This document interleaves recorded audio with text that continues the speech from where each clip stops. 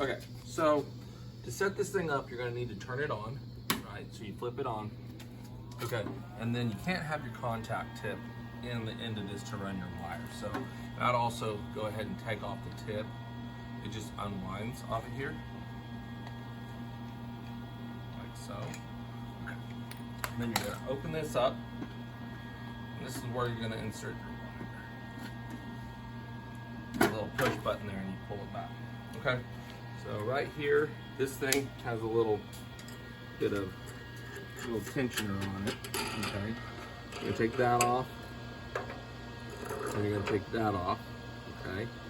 And it tells you, right here, it tells you which way the wire is supposed to unwind, okay? And then you need to unwind this a little bit, and flip it over, okay? And then on this guy, there's a little spot where it's usually glued in here, and you're gonna pull that off, like so. And then you're gonna go ahead and go back just a little bit and clip it, and you're gonna keep hold of that wire.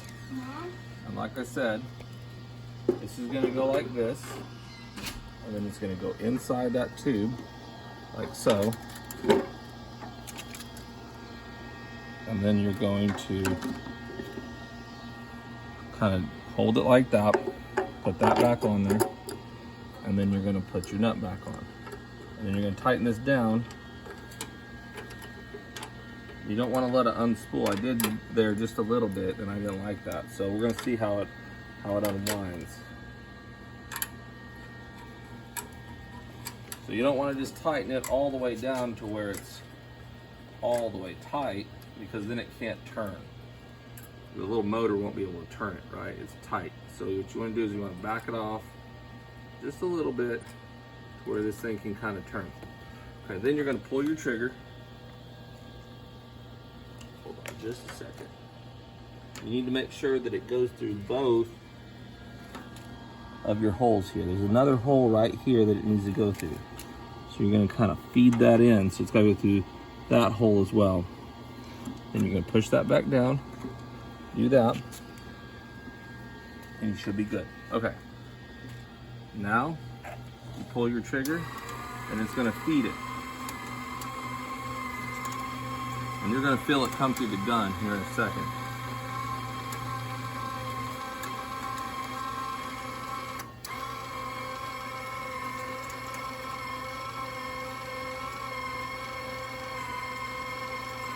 And there it goes.